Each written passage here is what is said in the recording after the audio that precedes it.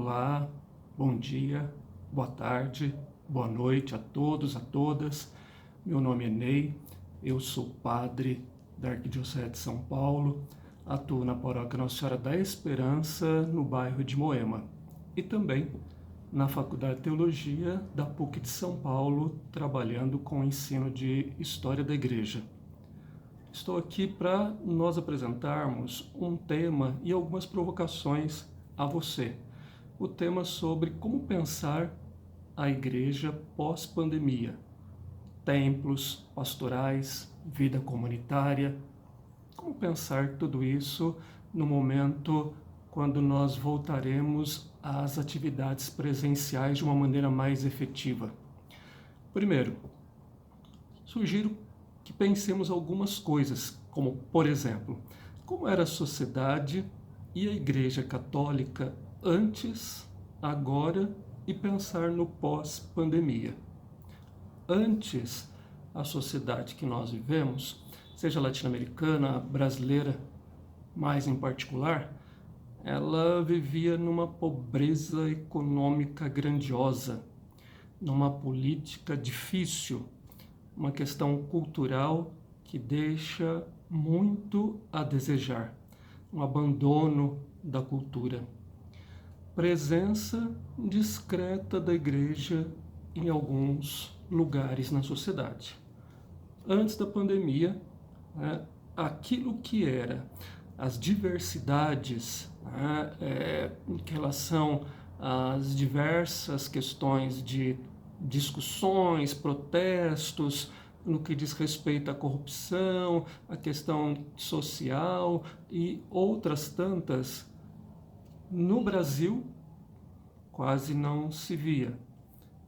Em alguns países da América Latina, sim, protestos grandiosos, como no Chile, diante de uma política econômica que continuava e continua massacrando os chilenos. E agora, no momento da pandemia, se a pobreza antes era grande, agora há um empobrecimento galopante na sociedade que nós vivemos. Uma política que, por uma grande parte, pensa assim, é uma política desastrosa. É uma cultura pobre e desvalorizada. Mas há uma contradição aqui no Brasil entre nós. É uma cultura pobre e desvalorizada. Mas pensa bem, eu ouvi muitas pessoas dizendo que não vem a hora da escola reabrir. Ora, mas para que se a educação é tão menosprezada no país? Será que muitos estão pensando que a escola é um lugar de cuidadores de crianças, de adolescentes, de jovens? Isso é em casa, isso é com a família. Então, se vê um desprezo, mas ao mesmo tempo uma contradição. Outra situação que é interessante é um desprezo grandioso pela ciência, mas a grande maioria não vê a hora de chegar uma vacina. A vacina é pesquisa científica. Então nós estamos vivendo nesse tempo de contradição. Como pensar o pós-pandemia? Nessa questão geral, Igreja e sociedade. Pensar a partir do que nós já estamos vivendo agora. É um mundo e será um mundo da pós-verdade. Ou seja, é um mundo que pensa que a verdade é mentira, que a mentira é verdade e que eu construo aquilo que eu acredito e transformo na minha verdade. Isso é uma dificuldade e um problema grandioso para a sociedade e para a vivência cristã dentro dela. No pós-pandemia, se você ainda não se deu conta, o mundo será mais pobre, ficará mais empobrecido.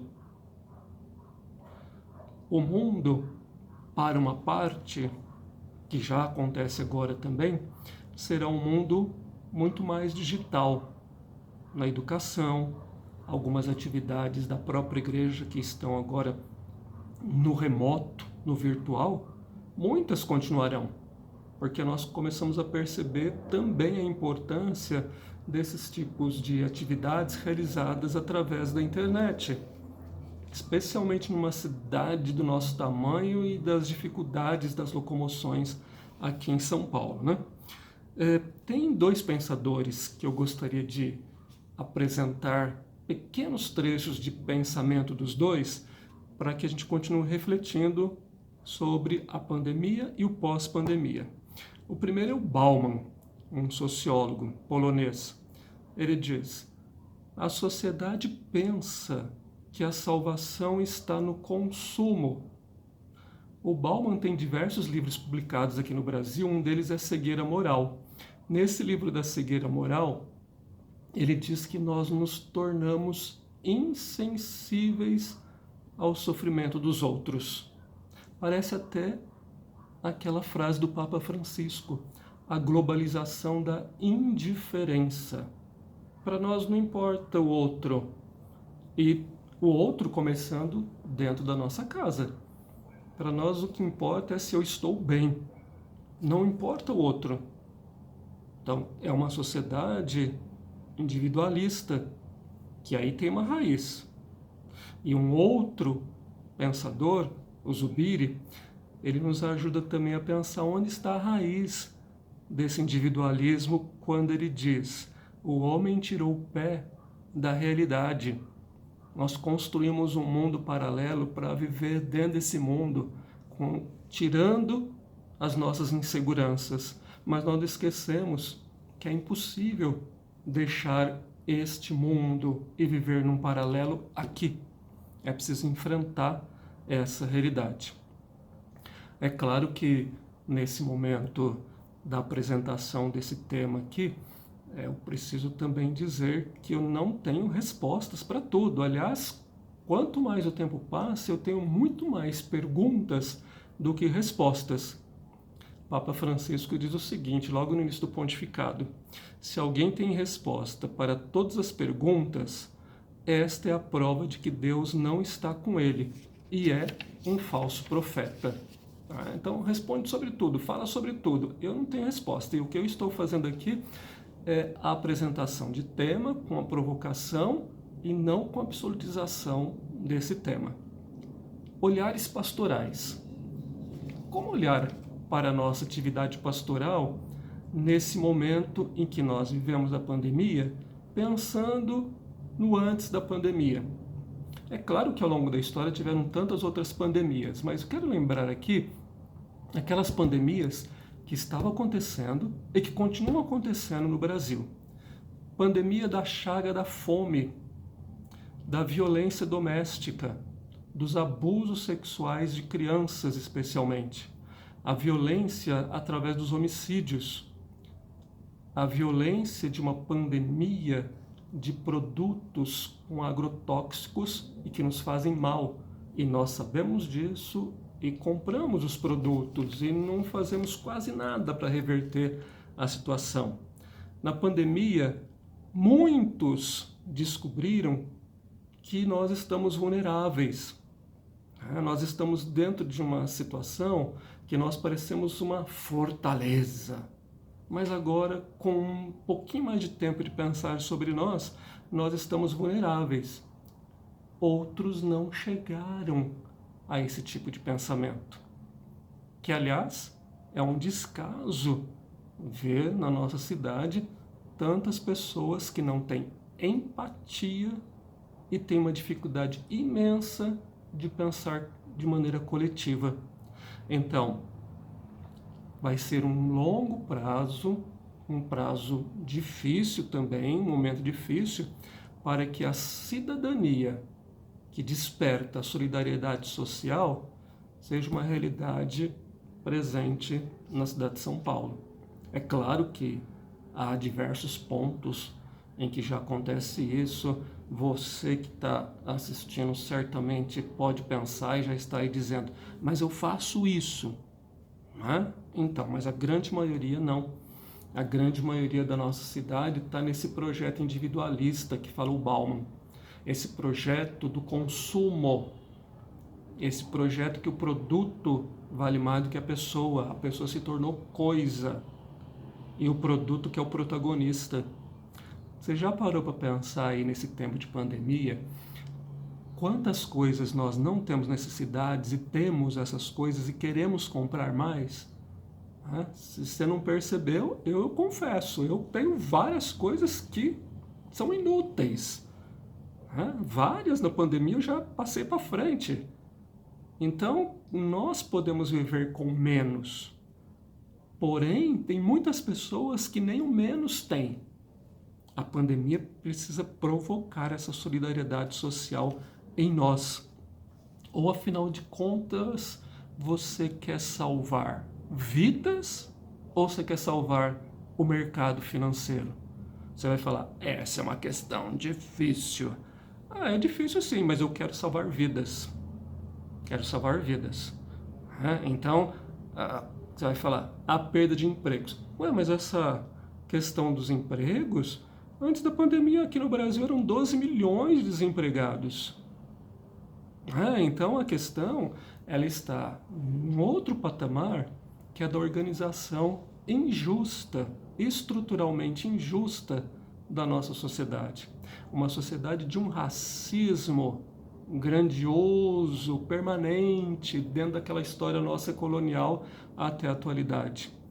Se nós não mudarmos essa estrutura, a situação vai ficando cada vez pior. Vi aí, você também viu, no início da pandemia, tanta gente estocando alimentos, álcool em gel, que eu fiquei pensando é assim, não no que essas pessoas que estocaram são, porque isso ele já sabe. Fiquei pensando, o que estará pensando a grande maioria do povo brasileiro vendo isso, que não tem dinheiro para estocar nada, não tem dinheiro para comprar o alimento do almoço. Como cristão, isso precisa nos provocar, nos questionar para uma ação pastoral, pensando numa nova pastoral, pensando numa pastoral dos empobrecidos. Papa Francisco tem uma expressão muito interessante que nós necessitamos construir hospitais de campanha.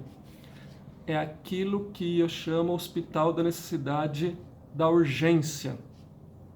Então, nós precisamos sair da nossa igreja, a igreja em saída, para ver as grandes necessidades que estão à nossa volta. E elas são necessidades materiais, espirituais, existenciais. E de que forma nós podemos contribuir com isso? Nós estamos aqui de passagem, é uma passagem curta.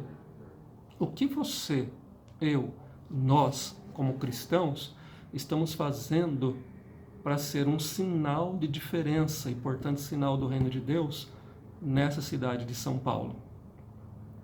E aqui vem algumas questões para nós nos questionarmos mais ainda. Templo. O tema dessa minha apresentação aqui tem essa primeira palavra aí que é templo. Não confunda a religião com fé. São coisas diferentes. A religião são os ritos, aquela questão que você diz assim, eu posso participar, ter os ritos, mas aquilo que vai mostrar que eu tenho fé é a concretização através do testemunho. Há um santo latino-americano, chileno, Santo Alberto Hurtado, que dizia o seguinte, é do século XX, dizia o seguinte, a missa começa quando ela termina. Você já percebeu que muitas vezes há uma casa e não um lar? Há pessoas que moram ali, mas não é uma família? Isso precisa questionar também, nós precisamos questionar se a nossa comunidade é assim. E a nossa comunidade não é essa sua aí, é a comunidade cristã em geral. É perguntar, nós nos reunimos para celebrar a Eucaristia e para outros eventos que são religiosos, mas nós somos uma comunidade de fé. A comunidade de fé dá testemunho da sua fé. Se a sua resposta que aí há uma comunidade, a minha pergunta continua, quais são os testemunhos de fé que a comunidade está oferecendo? Concretos. Concretos. Por exemplo, na quarentena, se você está me assistindo, você tem possibilidades, tem outros que não. Nós temos casa, a grande maioria ou não tem casa própria ou não tem casa. Então, como é que nós podemos, nós que temos casa, nesse momento da pandemia, como é que nós podemos deixá-la mais agradável? E como nós podemos deixar mais agradável não só a nossa casa, mas o nosso lar? A espiritualidade é uma grande aliada nossa nisso. É necessário rezar sozinho, mas é vital rezar em grupo.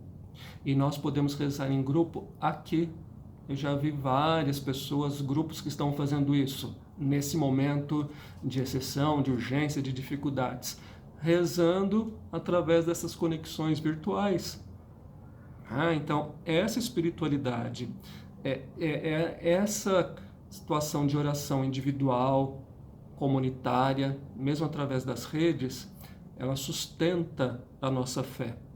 Eu ouvi de muitas pessoas no início da pandemia dizendo assim, várias, eu não consigo rezar. Agora, uma boa parte eu estou escutando, eu já consigo rezar. E se nós já conseguimos rezar, o conteúdo dessa nossa oração, que tem que ter fundamento primeiro bíblico, ele precisa alimentar essa nossa fé para nós sermos testemunhas do Evangelho. E uma das maneiras de ser testemunha do Evangelho, nesse momento, porque eu vou dizer, antes já funcionava, mas agora precisa funcionar muito mais. É uma pastoral da escuta. Escutar o outro. Escutar o outro. E através da rede você também pode escutar o outro. Escutar o outro é diferente de ouvir o outro. Ouvir é o sentido que é através do ouvido. O escutar é através da acolhida do outro no nosso coração. É você estar atento, disponível para escutar o outro. E isso os leigos, as leigas podem fazer, já fazem muito. No começo da pandemia, eu me fiz uma pergunta sabendo a resposta. Vendo uma situação grandiosa que é assim, não teremos missa presencial, somente pelas redes, remoto. Né? Então, e aí? E aí eu fiquei pensando, mas os leigos não sabem rezar? Você não sabe rezar? Você não sabe montar um momento de oração na sua casa? Não sabe montar um momento de oração em grupo virtual? Claro que você sabe. Afinal de contas, desde o início da colonização e evangelização e até agora, são os leigos e as leigas que carregam o catolicismo nas costas, que em muitos lugares do Brasil, antes da pandemia, não tem missa, não tem sacramentos, dificilmente aparece um padre para celebrar, mas a comunidade está ali, viva, abrindo aquela capelinha, aquele lugar, na casa, debaixo da árvore, rezando o terço, fazendo suas invocações, as suas devoções, e assim a continuidade do catolicismo. Não fique com o pensamento da pandemia, que eu posso desmontar aqui te contando uma historinha verdadeira. No século XVII, o cristianismo foi proibido no Japão. Muitos foram mortos, os padres foram expulsos e isso durou 200 anos.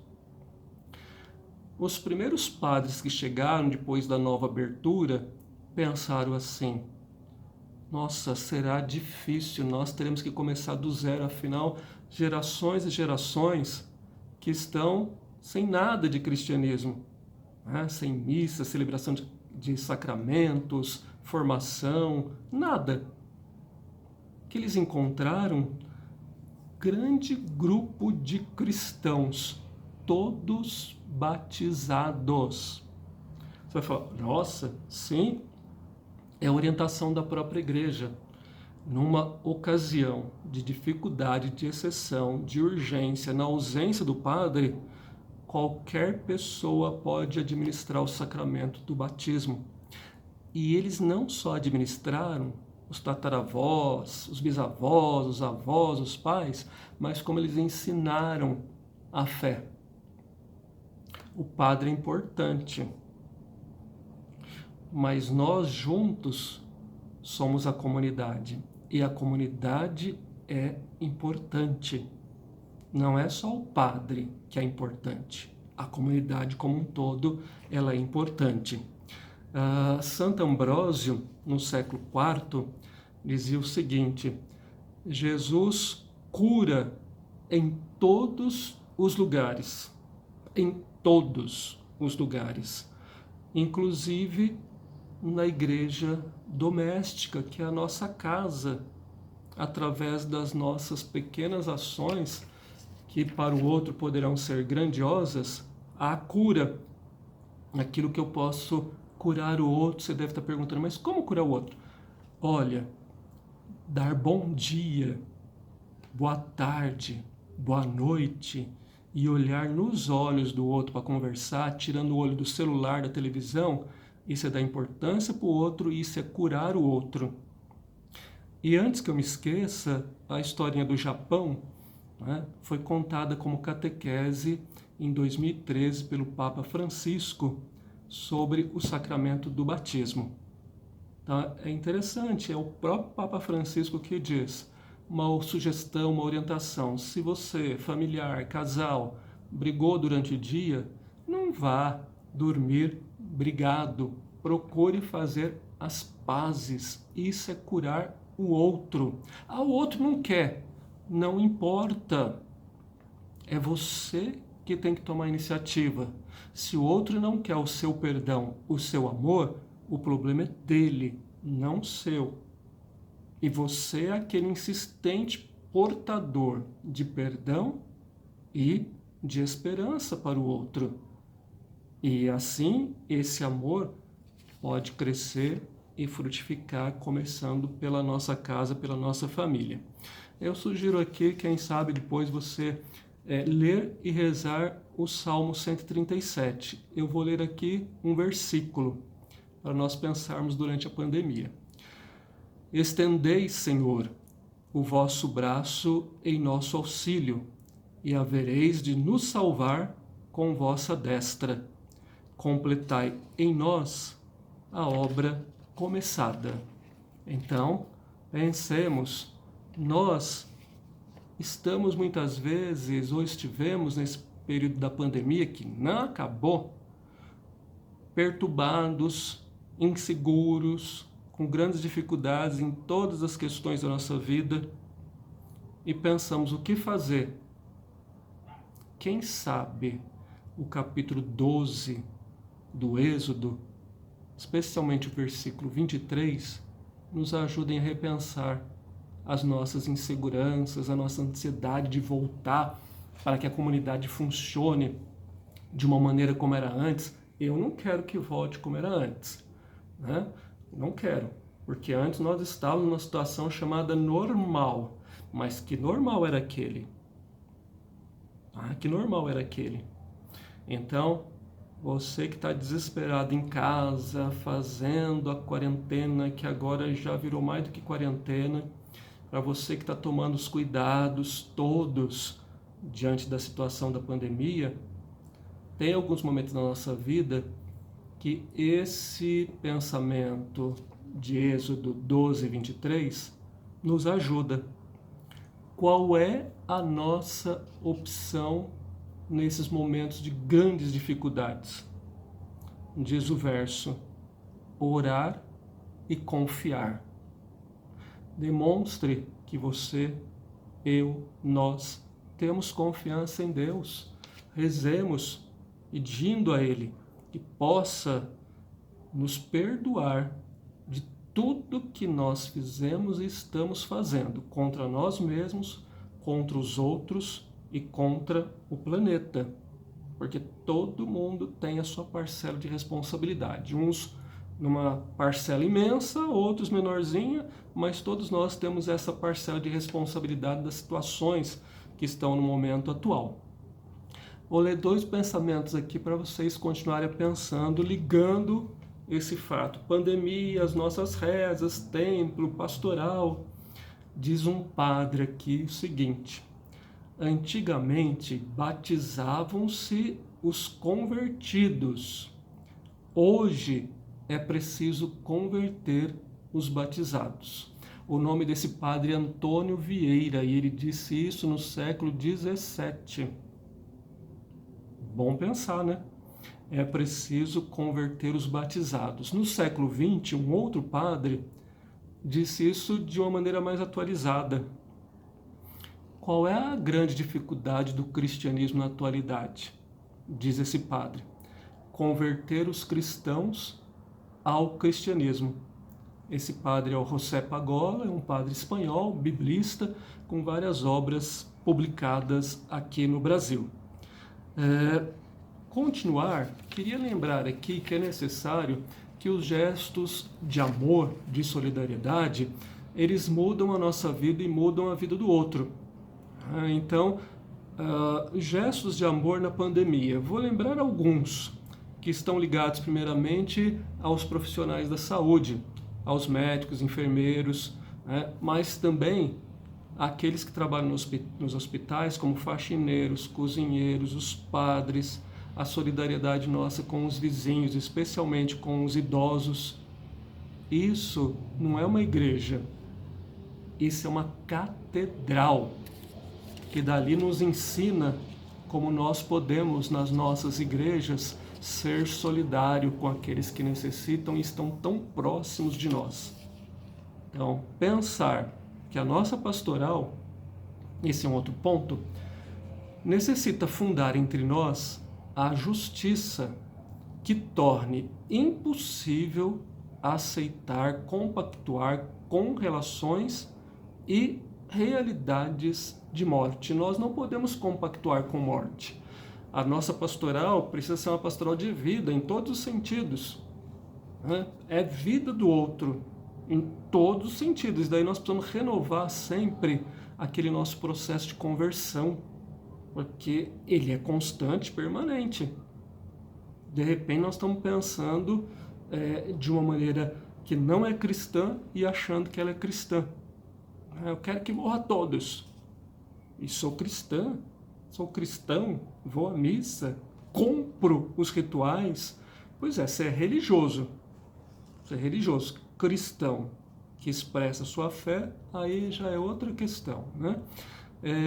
E para mudar aquilo que a gente falou há pouco, o caminho da espiritualidade deve nos inserir no mundo. Nós não realizamos com espiritualidade, com oração, a fuga do mundo. Jesus saiu, foi para um monte, se retirou, rezou, mas voltou para a sua ação no mundo. A oração e a espiritualidade, elas nos devem colocar diretamente dentro do mundo. É um Deus que se revela na história. Não fujamos dessa história. Não fujamos desse nosso compromisso testemunhal. Convite da pandemia, como também disse há pouco, né? Pensar aí em diminuir, tirar o pé do freio, o nosso ritmo frenético e pensar o que é essencial. O que é essencial para você? Sua família é essencial para você? E quanto tempo você gasta por dia com a sua família? Faz a conta aí. Você gasta mais tempo no convívio familiar ou junta, faz um outro pacote aí. E diante da televisão, celular, outras situações. Bom, se você diz que a sua família é importante, você dá 10% para ela todo dia e o resto é para outras atividades, não entendi a sua conta, não. Então, acho que a pandemia ajuda aí a pensar o que é essencial. É interessante, certamente você vai ter uma risada irônica aí. Algumas pessoas, na pandemia, por terem ficado dentro de casa, descobriram que tem outras pessoas que moram na casa. Esposa, filho, filha, moram na mesma casa. Descobriram isso. Então, a pandemia também contribui para isso e contribui para nós repensarmos os nossos hábitos, repensar preconceitos, discriminações, não fazem parte daquilo que é o ser cristão. E uma das possibilidades de preconceito que não deveria acontecer no século XXI, mas acontece, né? Acontece. A rejeição às pessoas doentes, seja da Covid-19 ou de outras doenças, né? Aquela pergunta, né, que é feita a Jesus. Ele está doente, ele está com essa doença. Quem pecou? Ele pecou ou quem da sua família pecou para ele estar assim?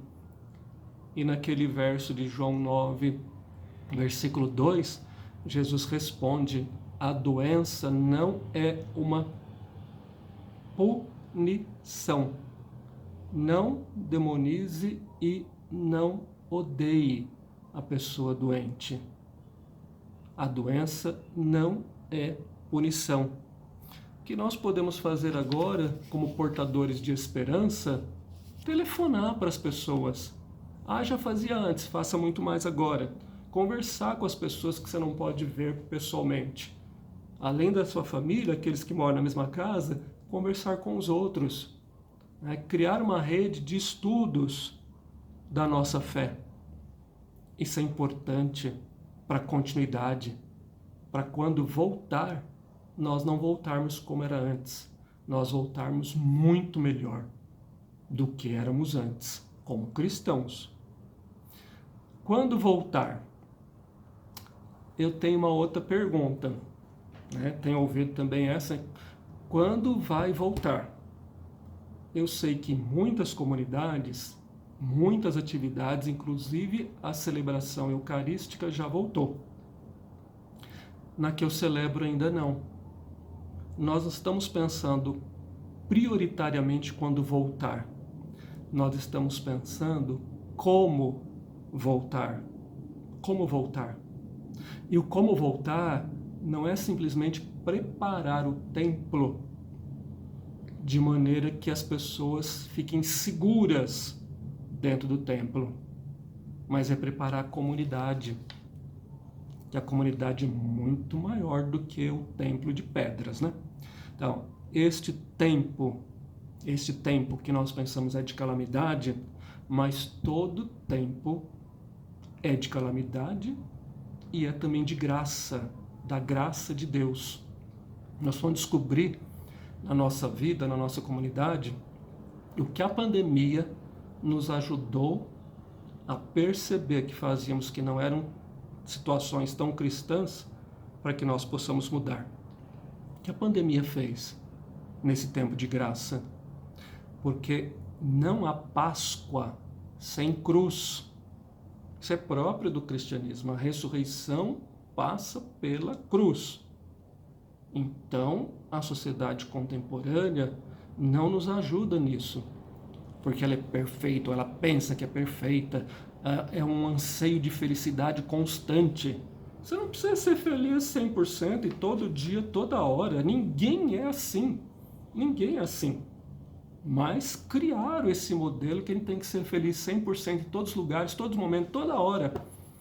E aí a frustração. E daí todos os outros problemas que advêm disto, né?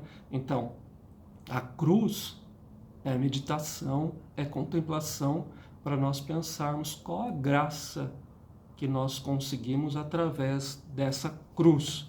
Portanto, é um tempo também, a pandemia é um tempo de perguntas.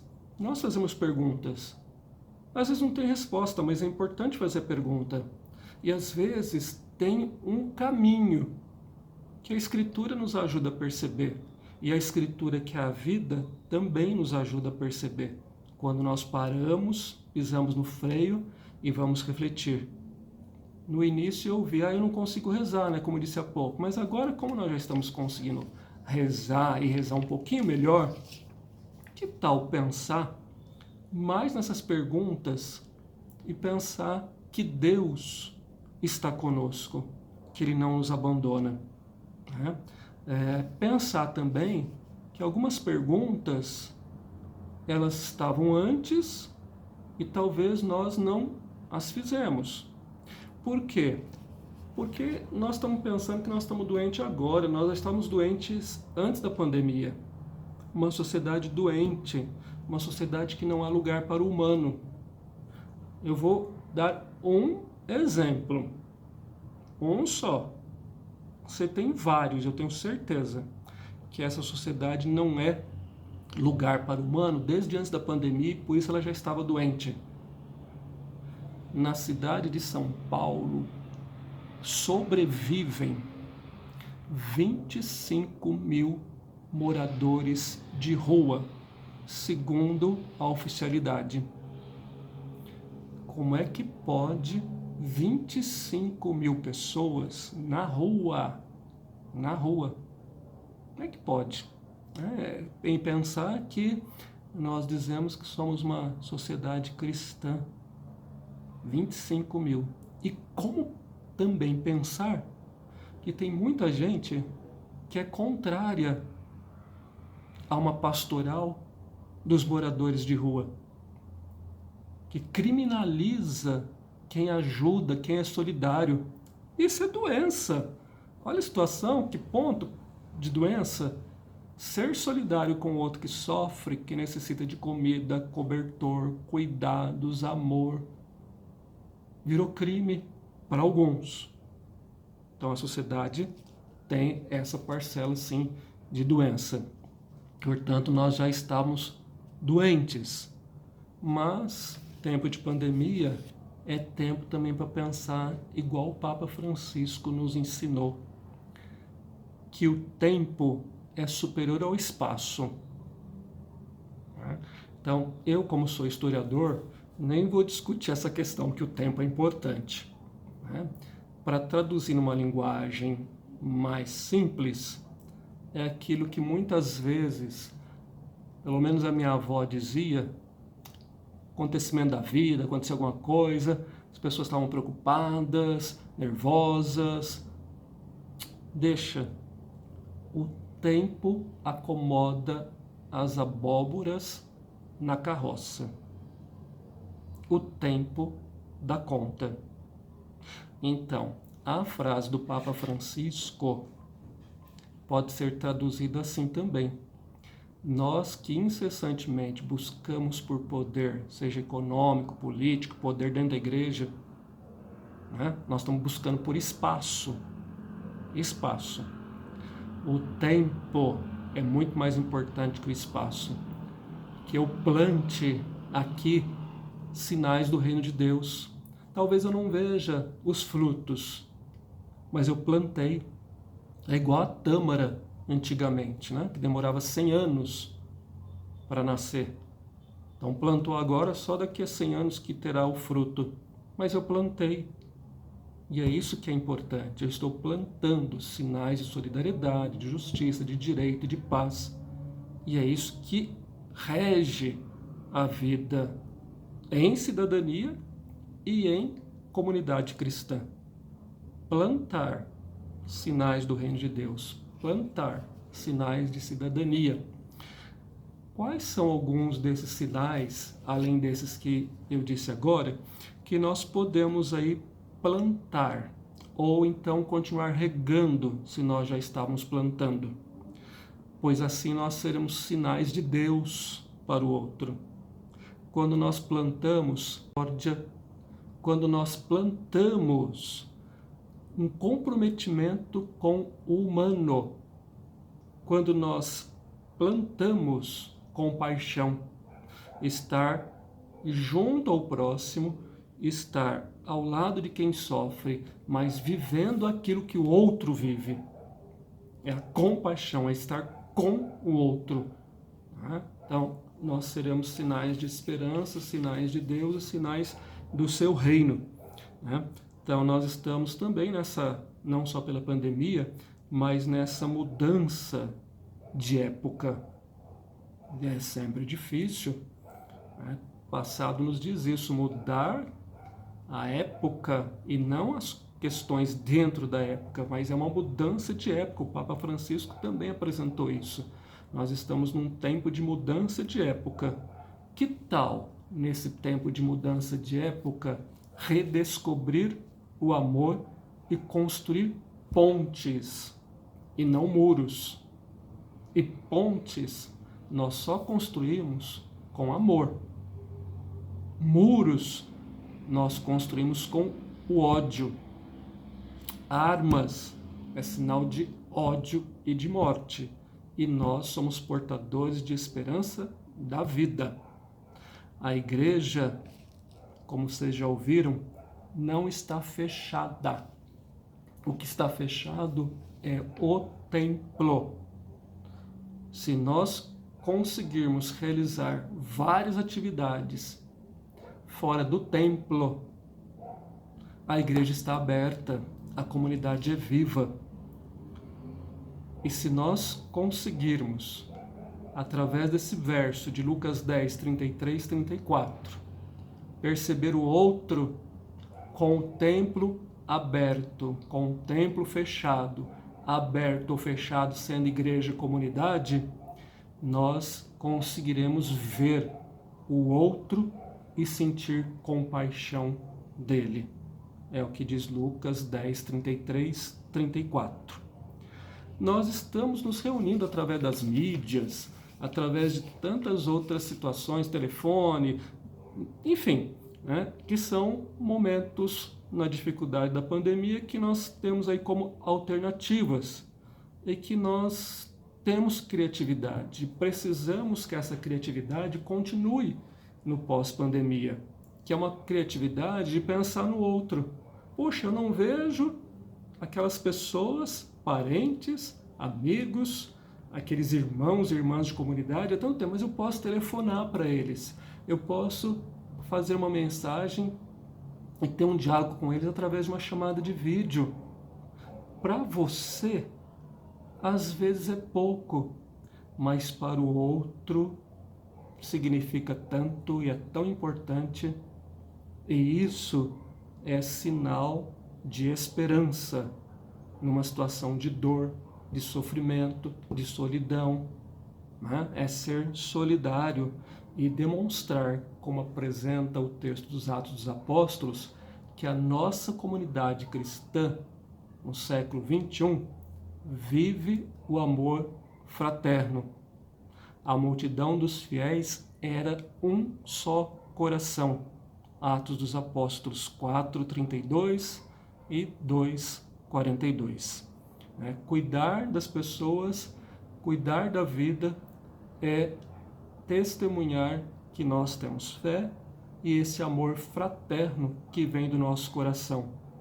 E agora eu vou dizer uma coisa importante para vocês. Se você se desligou aí, eu vou apresentar um tema que vai te provocar. Isso eu tenho certeza. Então preste atenção, peço a sua atenção, preste atenção, que agora eu vou falar de padres.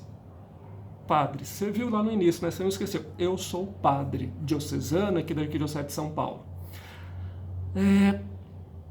Muitas pessoas disseram, meus colegas, que na comunidade que eu atuo não foram tantas, muitas pessoas telefonavam, mandavam mensagens para os padres, perguntando, vai abrir? Quando vai abrir? Por que fechou? Por que não abre? Por que isso? Por que aquilo outro? Minha gente, o padre está no mesmo sofrimento que você. Se você está sentindo a ausência da comunidade, o padre também. E possivelmente, dependendo da situação, o padre está sentindo muito mais do que você. E mesmo assim, está cuidando de nós. Está cuidando da nossa vida, no sentido positivo, da nossa saúde, do nosso bem-estar espiritual, muitas vezes existencial, ouvindo as chamadas, conversando com as pessoas, dando atendimento, mesmo virtualmente, né? Então, você já ofereceu outro tipo de ajuda para algum padre? O padre, nesse momento da pandemia e antes, pode estar com problemas de saúde física e a sua saúde psicológica. A BBC de Londres, em 2015, publicou uma pesquisa com as profissões mais estressantes. A segunda mais estressante, a profissão de executivo das grandes empresas. E a primeira, os padres. E o horror disto, além dela ser estressante, o número, que não é pequeno, de suicídio de padres. Cuide do seu padre. Explore ele, mas também ofereça para ele. Nós precisamos que vocês cuidem de nós. E nós sabemos que vocês têm um carinho especial por nós. Demonstrem esse carinho. Os padres precisam, ainda mais agora, nesse momento da pandemia. Pensa nisso. Na sua comunidade, indique isso para outros. É livre, né? Não é propriedade minha de ninguém isso. Indique para frente, passe para frente a ideia. Centralidade na pessoa ou no lucro, o que nós já falamos aqui. A nossa esperança é a esperança de construir a vida. É uma esperança de construir o bem-estar das pessoas, o bem comum. Pensando, mais uma vez, repito, Mateus 28, 20, para nós não nos esquecermos, Ele está conosco. Deus está conosco. E agora já vou para os finalmente desta minha apresentação e destas provocações, que eu espero que vocês continuem pensando e quem sabe um outro momento nós possamos nos encontrar para conversar mais ainda, né, com ideias iguais, ideias diferentes. As diferenças são altamente positivas dentro de um diálogo que faz crescer as pessoas e uma comunidade, né? Pense assim também. Ainda que em alguns lugares, ainda que a presença, a comunhão, né, esteja temporariamente suspensa, nós estamos unidos a Ele, a Deus, em espírito. E é Ele que promove a comunhão. São Paulo, segunda carta aos Coríntios. Ele promove a comunhão com Deus e com o próximo. Filipenses 2, 1. Desde a patrística dos padres da Igreja Antiga, a Igreja tem sido chamada a comunhão dos santos. Então, a nossa oração de intercessão, ela é de grande valia em todos os momentos, especialmente neste. Reze essa intercessão dos santos, das santas, de Nossa Senhora. A oração tem um poder grandioso para aquele que tem fé e acredita. Oração não é brincadeira. Se você tem fé, reze. A oração tem poder. E se você ainda não pode, não só porque a sua igreja ou não abriu, mas mesmo que se abriu, você não se sente seguro a ir até a igreja, tem esses cultos, essas celebrações através da internet. Elas não substituem a celebração eucarística presencial, mas nós estamos num tempo de urgência, de exceção, e nós rezamos pedindo a Deus para que Ele possa passar logo e para que nós possamos aprender muito com esse tempo de exceção, aprender naquilo que é a construção da solidariedade e da esperança. Uma historinha e uns pensamentos para terminar. Já que nós somos de santo, tem um santo que eu tenho uma admiração grande por ele. É um santo que ele era italiano. Ele não foi padre, né? Ele não sabia ler nem escrever. Ele era um santo da contemplação. Um dia na sua vida contemplou tanto que esqueceu da sua atividade, pois ele era cozinheiro da comunidade. Quando ele lembrou, foi à cozinha, já estava tudo pronto. Esse santo você já sabe, é São Benedito.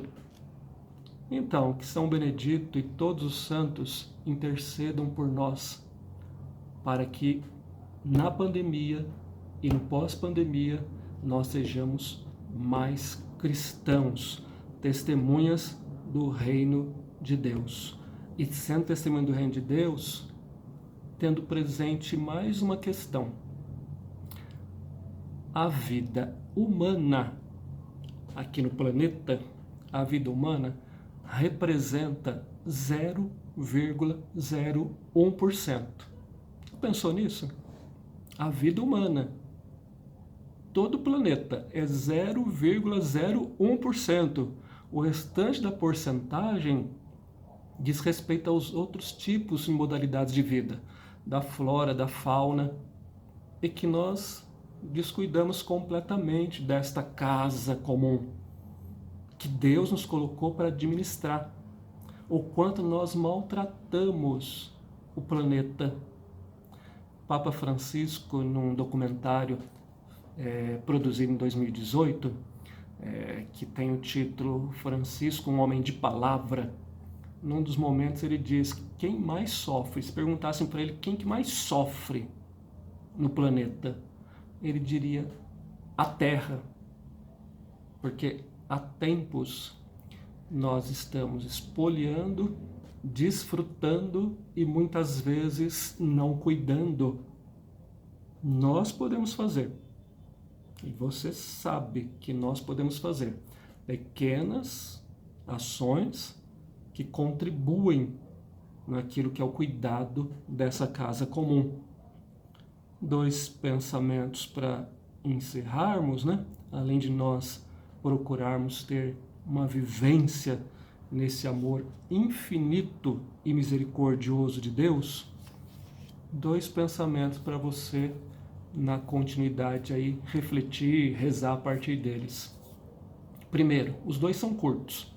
Primeiro, de esperança em esperança.